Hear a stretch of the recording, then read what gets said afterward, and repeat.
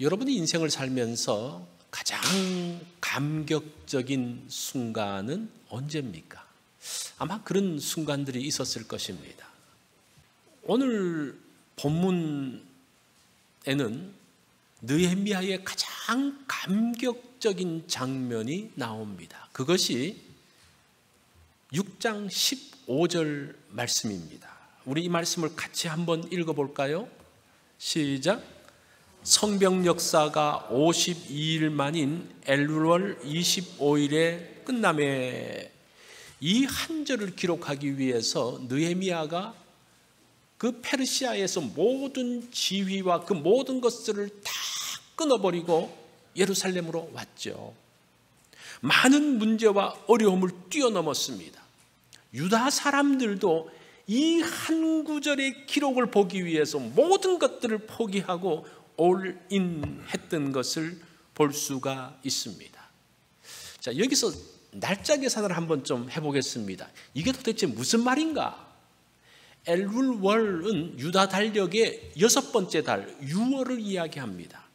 6월 25일이니까 그로부터 한 주간 후에 나팔절이 시작되거든요. 7월이 시작되어집니다.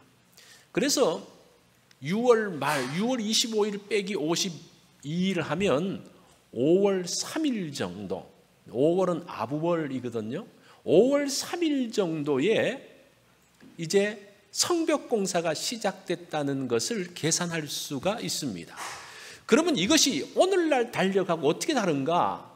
사실은 5월 초면 한 7월 말 정도가 돼요. 그래서 성벽 공사가 7월 말에서 9월 초에 이루어졌다는 것을 우리가 알 수가 있습니다. 자, 오늘날로 말하면 오늘 굉장히 덥죠. 덥기 시작하는데 아직 공사가 시작되지 않고 7월 말쯤부터 공사가 시작되어져서 8월달 9월 초까지 상상이 되십니까? 여러분 이스라엘에 가보셨습니까? 이스라엘에 여러분 굉장히 무덥습니다. 그때에 성벽의 공사가 시작됐다고 하면 여러분 조금 느낌이 오십니까? 또 농사 짓는 분들에게 여러분 굉장히 바쁜 날들입니다. 그 씨를 뿌리고 난 다음에 그냥 곡식이 자랍니까? 잡초도 뽑아줘야 되죠. 뭐 김도 매야 되죠. 얼마나 많은 분주한 일들이 있었습니까? 그 분주한 일 동안 그 모든 것들을 다 놓고 뭘만 했다는 겁니까? 성벽 공사에 올인했다는 것은 우리가 정말 이 한 절에서 도대체 무슨 일들이 벌어졌는지를 추측을 해낼 수가 있습니다. 이 모든 어려운 조건 속에서 성벽 공사에 매진했습니다. 무더웠던 여름이 지나가고 가을이 접어들면서 예루살렘 성은 정상적인 모습들을 하고 있었습니다. 외적인 모습만 바뀐 것이 아닙니다. 예루살렘의 위상도 지금 달라지고 있습니다. 이전까지만 해도 성벽이 다 무너졌음으로 인해서 주변 나라들이 위협을 하고 핍박을 하고 그렇게 했는데 이제는 그들로부터 벗어날 수 있습니다. 140년 동안의 서름이 끝나고 예루살렘의 영광을 만들어갈 수 있는 것들이 이제 시작이 되어졌습니다. 그래서 성벽 완성은 예루살렘의 대전환을 예고하고 있습니다. 성벽 완성이 마지막이 아니라 새로운 시대로 가는 것의 출발점이 성벽 완성이라는 겁니다. 오늘은 그런 관점에서 성경의 말씀을 보려고 합니다. 이런 예루살렘의 전환의 시기에 느헤미야는 무엇을 했는지를 살펴보겠습니다. 우리가 여기에서 많은 인사이트를 얻을 수가 있을 겁니다. 오늘 본문은 한 2가지 정도를 말씀하고 있습니다. 첫 번째, 이 대전환의 시기 했던 것이 과거를 돌아보는 겁니다. 하나님이 어떻게 역사를 이루어졌는지를 보는 겁니다. 성벽 공사를 마치고 난 다음에 고백이 뭡니까? 하나님이 이루셨다. 하나님이 이 역사를 이루셨다라는 고백입니다. 16절을 볼까요? 우리의 모든 대적과 주위에 있는 이방 족속들이 이를 듣고 다 두려워하여 크게 낙담하였으니 그들이 우리 하나님께서 이 역사를 이루신 것을 알미니라. 자, 지금 이 고백은 누가 하는 겁니까? 이 말은 누가 하는 거예요? 이스라엘 사람들이 하는 게 아니고 주변의 사람들이 하는 거예요. 주변의 모든 대적들, 성벽을 방해하기 위해서 애쓰고 수고하고 위협했던 그 모든 사람들이, 그 모든 주변의 적들이 그런 어려움 가운데서도 성벽이 완성된 것을 보고 난 다음에 뭐라고 말하는 겁니까? 야, 이거 하나님이 하셨네, 이 말이에요. 그죠? 그들이 그렇게 돼 있죠. 그들이 우리 하나님께서 이 역사를 이루신 것을 알미라고 이야기합니다. 17절을 보면 그때에, 또한 그때에 라는 말이 있습니다. 이것을 제가 조금 설명을 할 필요가 있는데, 또한이라는 말은 이런 일도 있었다라는 그런 말이에요. 어떤 일? 그때에. 이 그때라는 것은 그 히브리어로 요미인데 저거 조금 잘못 쓰여졌습니다. 이 단어는 복수예요. 그 날들의 때에 이런 말이에요. 그래서 이것을 다 해서 종합을 해서 다시 번역을 해보면요, 성벽 공사의 날들에 이런 일도 있었다, 그런 말이에요. 성벽 공사 동안 많은 문제와 사건들이 있었죠. 예루살렘에 무너진 성벽을 보면서 힘들어했던 날들, 그 소식을 듣고 느헤미야가 얼마나 울면서 힘들어했습니까? 이제 왕의 허락을 받으려고 마음 조마조마했던 순간들이 기억이 납니다. 성벽 공사를 했는데 예루살렘의 주변에 그 사람들이, 산발랏을 비롯한 게셈과 그 많은 사람들이 그것을 방해하기 위해서 위협했던 것들, 또 유다 사람들 간의 갈등들, 느헤미야를 암살하려고 했던 시도들, 그 위에까지 있었던 일들이죠. 이 모든 것을 다 기록을 했어요. 그리고 난 다음에 이 17절에 가서는 또한 거기에 더해서 또한 이러한 일들도 있었다, 그런 말이에요. 이런 뉘앙스를 가지고 17절을 봐야 돼요. 이런 일들, 도대체 무슨 일입니까? 더 기가 막힌 일들이 있었는데 17절을 보면요, 또한 그때에, 이제 그 말이죠. 유다의 귀족들이 여러 번 도비아에게 편지하였고 도비아의 편지도 그들에게 이르렀으니, 이 도비아가 누굽니까? 암몬 사람이잖아요. 산발렛의 종이잖아요. 이 사람과 유다 귀족들이 짝짝꿍되어져서 서로 편지하는 거예요. 유다의 귀족들이 여러 번 도비아에게 편지하였고, 이 말은 지속적으로 편지했다는 말입니다. 도비아의 편지도 그들에게 이르렀으니, 지금 이거 뭐 하고 있는 겁니까? 적과 내통하고 있는 거예요. 유다의 귀족들이 적과 내통하고 있는 것들을 이야기합니다. 그런데 이 귀족들이 성벽 공사에 참여했던 사람들이에요. 그런데 이들이 도비아하고도 편지를 주고받고 있습니다. 19절을 보면요, 뭐라고 말하는 거 아니? 그들이 도비아의 선행을 내 앞에 말하고 또 내 말도 그에게 전하며. 이 귀족들이 뭐라고 말하는 거? 아, 도비아 그 괜찮은 사람이에요. 이런 일도 했고 저런 일도 했고, 아, 그 괜찮은 사람이에요. 그렇게 느헤미야에게 전하고 난 다음에 또 느헤미야의 말도 그에게 전하며. 이 말이라는 그 단어를 보면요, 이게 말이라는 뜻도 있지만 일이라는 말도 있어요. 이것도 이제 복수형으로 쓰여졌는데, 지금 느헤미야가 말하고 계획했던 모든 일들을 누구에게 알려줬다는 겁니까? 도비아에게 다 알려줬다는 거예요.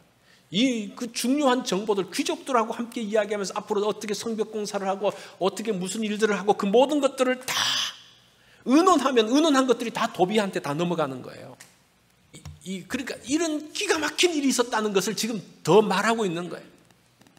그래서 도비아가 느헤미야에게 편지하면서 나를 두렵게 했다라고 이야기해요. 이 도비아가 느헤미야에게 편지합니다. 어떤 편지를 쓰는 거 아니? 당신 지금 이런 일들을 하고 있지? 그거 안 돼.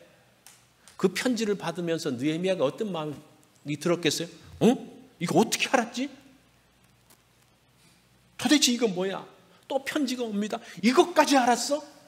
그러면서 뭐가 느껴지는 거예요? 두려움이 느껴지는 거예요. 언제 어디서 느헤미야를 칠지 모른다는 그 두려움이 느헤미야를 사로잡기 시작을 합니다.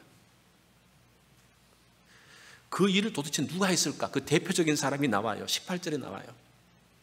그 보면 도비아는 아라의 아들 스가냐의 사위가 되었고, 도비아의 아들 여호하난도 베레가의 아들 무슬람의 딸을 아내로 맞이하였으므로 유다에서 그와 동맹한 자가 많음이라. 18절 앞에 보면 한글 성경에는 안 나오는데 원문에 보면요, 왜냐하면 그게 나와요.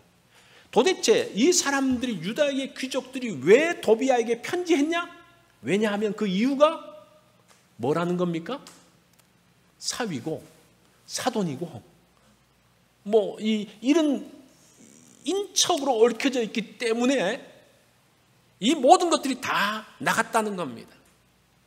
이 스가랴를 보면 그 장인 스가랴가 누구냐? 아라의 아들이라 그러는데, 이 아라를 보면요, 1차 포로 귀환 때에 스룹바벨을 도운 사람입니다. 에스라서 3장 29절에 보면 이제 이게 도운 사람이고, 느헤미야 3장 29절에 보면 이 스가랴는 동문지기로서 성벽 공사의 한쪽 부분을 감당했던 사람이에요. 그러니까 성벽 공사에도 열심히 도왔는데, 지금 사위가 누굽니까? 도비아하고도 내통하는 거예요. 그런데 이 그 아들의 이름이 여호하나니인데, 그 이름의 뜻을 보면요, 여호와가 은혜를 주셨다. 야, 도대체 이렇게 기가 막힌 이름을 지었습니다. 도비아도 암몬 사람이 이제 유다 사람으로 이제 기화를 하지 않습니까? 자기가 할례 받고 이렇게 하면, 율법을 지키면 유다 공동체에 들어올 수 있는데, 그 이름을 바꾸면서 자기 이름을 뭐로 지었는 거 아니? 도비아. 여호와는 좋으시다. 이 기가 막힌 사람들이에요. 그 이름 자체가 기가 막혀요. 또 도비아의 사돈이 누굽니까? 도비아의 사돈의 이름이 무슬람인데, 이 사람은 성벽 공사에서 두목을 담당했던 제사장입니다. 이런 사람들이 도비아하고 짝짝꿍하는 거예요. 그러니까 이 도비아가 유다 사회에 들어와서 제사장과 사돈 관계를 맺고 선지자들을 매수하고 유다 지도층과 친분을 쌓는 이 모든 것, 그러다 보니까 예루살렘의 모든 정보가 도비아에게로 다 넘어가고 있습니다. 그 말을 지금 느헤미야가 17절에서 말하고 있어요. 도대체 유다 귀족들은 느헤미야와 성벽 공사를 하면서 왜 또 도비아하고 친분을 유지하고 있을까? 이 성벽 공사는 필요했기 때문에 했던 것 같아요. 그리고 또 도비아와 친분이 있었기 때문에 또 도비아하고도 잘 지내려고 했던 그런 일들이 또 있습니다. 나중에 보면요, 이 도비아가 성전 한 방에 자기 사무실을 차려놔요. 나중에 느헤미야가 와가지고 그 집기를 다 내던지면서 막 했던 뭐 그런 글이 뒤에 나오는데, 어쨌든 이 도비아라는 사람은 정말 기가 막힌 사람이에요. 이 사람이 앞장서서 반대했는데 성벽 공사가 끝났어요. 52일 만에 끝났어요. 그러니까 사람들이 놀라면서 이것은 사람이 한 게 아니고 하나님이 하셨다라는 말을 하는 거예요. 이해가 되십니까? 지금 그 말을 지금 6장 15절부터 하고 있는 겁니다. 하나님이 했다고 말할 수밖에 없는 그러한 내용들. 자, 이런 성벽 공사가 끝나고 난 다음에 느헤미야는 뭘 하고 있습니까? 하나님이 어떻게 성벽 공사에 함께 하셨는지를 돌아보고 있어요. 전환의 시대, 예루살렘 성벽 공사가 끝나고 난 다음에 새로운 시대가 도래할 것인데, 그때의 느헤미야가 가장 먼저 했던 것은 하나님께서 어떻게 우리의 일들 가운데 함께 하셨고 우리를 지키셨는가를 돌아봅니다. 그것이 하나님께서 우리와 함께 하셨다는 그것들을 알면요, 이제 그렇지, 그 힘을 가지고 앞으로 나갈 수 있다는 거예요. 그래서 전환의 시대에 먼저 해야 될 것이 뭐라는 겁니까? 과거를 돌아보면서 하나님의 일들을 기억하는 겁니다. 자, 두 번째는 목적과 수단을 구분하는 겁니다. 이 전환의 시기에 굉장히 혼돈과 또 무엇을 해야 될지 알지 못하는 시기에 해야 될 것은 무엇이 본질이며 무엇이 부수적인 것을 아는 겁니다. 자, 1절을 볼까요? 7장 1절입니다. 성벽이 건축되며 문짝을 달고 문지기와 노래하는 자들과 레위 사람들을 세운 후에, 자, 성벽과 성문이 완성되어지고 난 다음에 뭘 합니까? 문지기를 세우고. 문지기 세우는 것은 뭐 당연하죠. 근데 노래하는 자들을 세웠다 그래요. 그리고 레위 사람들을 세웠다 그래요. 이건 좀 이해가 되지 않는 좀 부분이 있지 않습니까? 성벽을 만들고 난 다음에 왜 노래하는 자들을 세웠을까? 또 왜 레위 사람들을 세웠을까? 이것이 본질이고 목적이라는 겁니다. 예루살렘 성벽을 보수한 목적이 뭡니까? 건축 작품을 만들기 위한 것이 아닙니다. 목적은 하나님의 도성의 회복이에요. 하나님 도성의 회복. 예루살렘 성전 안에는 하나님의 성전이 있습니다. 성벽이 회복되어지면서 하나님의 도성이 회복되어집니다. 이제 사람들은 예루살렘 성원에 들어가서 안전하게 예배를 드릴 수가 있습니다. 더 이상 예배를 드리면서 마음 불안하게 있지 않습니다. 하나님을 온전히 예배하고 제사할 수 있는 것, 그래서 그것을 위해서 노래하는 자를 세우고 레위 사람들을 세우고 있습니다. 3절에 보더라도 그것들을 알 수가 있어요. 3절을 보면 해가 높이 뜨기 전에는 예루살렘 성문을 열지 말고, 자, 성을 만들었으면 뭘 해야 되는 겁니까? 성을 활성화시켜야 되잖아요. 그래서 사람들이 많이 와야 됩니다. 많이 와서 거기서 장사도 하고 무역도 하고 거기서 잡을 만들어내고, 요게 그거잖아요. 요즘 건축하고 또 뭐 도시를 개발해서 뭐 하는 겁니까? 잘 살아보자는 거잖아요. 그런데 지금 예루살렘 성벽을 만들고 난 다음에 그게 목적이 아니었어요. 뭐라고 말합니까? 성문 일찍 열지 말라는 거예요. 해가 뜨기 전까지는 해가 높이 뜨기 전까지는 열지 말라고 말합니다. 파수꾼이 있을 때 문을 닫으라고 이야기합니다. 이것은 예루살렘 성을 활성화시키려는 것이 아니에요. 그죠? 그걸 느낄 수 있잖아요. 그게 지금 목적이 무엇인지를 이것을 통해서 보여주고 있습니다. 예루살렘 성의 활성화가 목적이 아닙니다. 안전이 우선입니다. 안전이 우선이. 하나님의 도성으로서의 회복이 먼저인 것을 보여주고 있습니다. 이것은 우리에게 중요한 이야기를 하고 있습니다. 우리도 삶의 목적과 삶의 수단이 혼돈될 때가 있어요. 학생들이 열심히 공부하죠. 왜 공부합니까? 공부하고 난 다음에 취직도 잘하고 출세하기 위해서 하죠. 그런데 그 목적이 뭐예요? 왜 열심히 돈 벌고 좋은 데 취직하는 목적이 뭡니까? 그것을 거슬러 가면요, 공부하는 목적이 뭐냐는 게 나오는 거예요. 왜 돈 법니까? 먹고 살기 위해서 돈 버냐? 그러면 다들 아니라 그래요. 아이, 그건 아니죠. 그래요. 그러면 왜 돈을 벌고 왜 열심히 일합니까? 그러면 좀 망설여요. 그걸 제가 알려드리겠어요. 웨스트민스터 신앙고백서 소요리 문답 1문에 이렇게 말합니다. 사람의 제일 되는 목적이 무엇인가? 이렇게 질문을 해요. 그 답이 무엇인가 하니 하나님을 영화롭게 하는 것과 영원토록 그를 즐거워하는 것이다. 이게 우리 인생의 목적이라고 말해요. 성경이 그렇게 말하고 있기 때문에 지금 웨스트민스터 신앙고백서에서 그렇게 말하고 있는 겁니다. 그러면서 하나님께서 우리를 축복하시고 하나님의 평안 가운데 사는 것임을 말해주고 있는 거예요.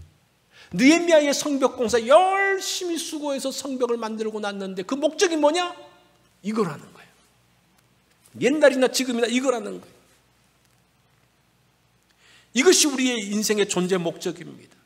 그런데 돈을 위해서 돈을 벌고 출세를 위해서 출세를 한다면 목적은 없어지고 수단만을 향해서 달려가게 되는 겁니다.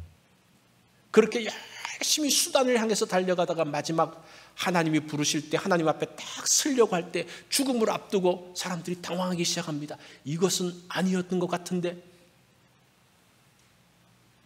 그래서 우리의 인간의 존재 목적을 알아야 된다는 거예요. 그래서 이런 혼돈의 시기에 지금 어디를 향해서 나가야 될 것인가를 할 때에 우리가 기억해야 될 것이 목적과 그 본질이 무엇인지를 기억해야 된다는 거예요. 우리가 신앙생활을 할 때도 마찬가지예요. 목적과 수단이 혼동될 때가 있어요. 은혜의 수단이라는 말이 있습니다. 은혜의 수단이 뭐냐? 성경 읽는 것, 또 예배에 참여해서 설교 듣는 것, 기도하는 것, 성례전에 참여하는 것, 성도의 교제하는 것, 이거 다 은혜의 수단이에요. 이게 목적이 아니에요. 하나님의 은혜를 받는 수단입니다. 이런 수단을 통해서 이루고자 하는 목적이 있어요. 왜 성경을 읽습니까? 성경 말씀을 통해서 하나님의 뜻을 알고 주님을 닮기 위해서 이게 목적이에요. 그죠? 이것은 없어지고 성경만 읽으면요, 뭐만 남는 거 아니 성경 지식만 남아요. 성경 지식만 남아서 너 성경 그것도 몰라? 그렇게 지식을 가지고 지식 자랑을 해요. 성경이 이렇게 되어 있는데 너 그렇게 하면 안 돼. 성경 말씀을 자기에게 적용하지 않고 다른 사람들을 판단하는 잣대로 사용하는 겁니다. 이게 수단이에요, 수단. 그러면 성경 읽는 것, 유익이 없어요. 그게 목적이 아니라는 거예요. 성경을 읽으면서 하나님의 뜻이 이거구나, 이렇게 하는 것이 하나님을 닮는구나, 이게 목적이라는 거예요. 왜 우리가 말씀을 듣습니까? 말씀을 통해서 하나님을 만나고 하나님의 뜻을 알고 그 뜻 안에서 순종하기 위한 겁니다. 이런 목적을 잊어버리고 수단에 참여하는 것으로 만족한다? 이것을 온전한 신앙생활이라고 할 수 있을까? 여러분, 이거 잘 기억하셔야 돼요. 우리가 성경 많이 읽고 열심히 기도하고 또 뭐 교회 생활하고 교제하고 이게 정말 중요하잖아요, 그죠? 그런데 여러분 늘 기억할 거, 이게 수단이라는 거예요. 이 수단을 통해서 목적을 이루어야 된다는 거예요. 목적을 이루어야 되는 거예요. 전환의 시기는 혼돈의 시기입니다. 하나가 끝나면서 다른 것으로 바뀌는 시간입니다. 그래서 혼돈스러워요. 무엇을 향해서 나가야 될지 판단하기 어렵습니다. 어떤 방향으로 길을 잡아야 될지 어렵습니다. 그때에 목적이 무엇인지를 아는 거예요. 우선순위가 무엇인지를 아는 게 중요합니다. 이 고층 아파트에 불이 났습니다. 한 여인이 용감하게 불 속으로 뛰어들어가지고 그래서 자기 집에서 귀중품들을 가지고 나왔습니다. 나오면서 다행이다, 이거 그래도 챙길 수 있었어, 다행이다. 그런데 옆에서 사람들이 외칩니다. 아이가 안 보여. 보니까 아이를 놓고 온 거예요. 보세요. 이 선택을 할 때의 우선순위가 중요한 거예요. 무엇이 본질인가가 중요한 거예요. 그것을 잃어버리고 그 수단의 부분만 찾으면요, 이런 비극이 만들어진다는 겁니다. 여기서는 그 본질을 우선순위로 바꾸어서 이야기를 했죠. 찰스 휴멜이라는 사람이 이렇게 말합니다. 우리들의 삶에서 만나는 온갖 딜레마들은 시간과 물질의 부족에서 오는 것이 아니고 일의 우선순위를 잘못 선택하면서 온다라고 합니다. 그렇죠. 우리가 뭐도 부족하고 그게 아니라 우선순위를 잘 선택하지 못함으로 인해서 시간도 없는 거예요. 엉뚱한 일을 하다가 더 이상 시간이 없는 거예요. 엉뚱한 데 너무나 많은 것들을 쓰다 보니까 정말 중요한 것을 위해서는 쓸 수가 없는 거예요. 성공적인 인생을 살지 못하는 것은 재능이나 시간, 재물이 부족해서가 아니라 우선순위의 잘못된 선택, 목적을 망각하기 때문이라는 겁니다. 예수님께서도 제자들에게 인생의 목적, 우선순위에 대해서 말씀을 하셨잖아요. 마태복음 6장 33절을 보면 우리가 잘 아는 구절이죠. 한번 읽어볼까요? 시작. 너희는 먼저 그의 나라와 그의 의를 구하라. 그리하면 이 모든 것을 너희에게 더하시리라. 이 청교도 시대에는 정말 말씀대로 살려고 노력했던 사람이에요. 물론 이제 조금 그 청교도 시대에 그 문제도 좀 있었지만 어쨌든 그 마음의 시작은 우리가 성경 말씀대로 이 사회 생활을 해보자, 세상 생활을 해보자, 그런 목적으로 살았던 사람인데, 그 설교자 필립 브룩스가 이렇게 말합니다. 하늘의 것을 먼저 추구하세요. 그리하면 당신은 하늘의 것과 땅의 것 둘 다 얻을 것입니다. 그러나 땅의 것을 먼저 추구한다면 당신은 하늘의 것과 땅의 것 둘 다 잃을 것입니다. 이 전환의 시기에 이걸 기억을 해야 돼요. 자, 이 전환의 때에 두 가지 기억할 것, 뒤를 돌아보는 겁니다. 하나님께서 어떻게 함께 하셨는지를 보면요, 용기가 나요. 이런 어려움, 이런 반대, 이런 문제, 이런 기가 막힌 일에서도 하나님이 도우셨구나. 그거를 보면요, 그래, 앞으로도 무슨 일이 있을지 모르지만 내가 나갈 수 있어, 이게 나와요. 그래서 첫 번째 해야 될 것이 뒤를 돌아보는 일이에요. 두 번째는 인생의 목적과 본질이 무엇인지를 아는 겁니다. 그것이 내 인생의 우선순위가 된다면 우리는 전환의 때에 길을 잃지 않을 것입니다. 여러분들은 지금 어떤 상황 가운데 있는지 모르겠어요. 이런 전환의 시기, 어떻게 보면 이 교육관 건축도 하나의 그 전환의 시기의 모습이 아닌가라는 생각을 해봅니다. 또 우리의 그 자녀들의 그 삶들로 인한 전환도 만들어질 때가 있어요. 그 전환의 시기에 여러분 이 두 가지를 기억을 하십시오. 그러면 길을 잃지 않고 우리가 하나님께서 원하시는 자리에 들어가게 됩니다. 이러한 말씀들을 기억함으로 여러분들이 결코 혼돈에 들어가지 않기를 바랍니다. 기도하겠습니다.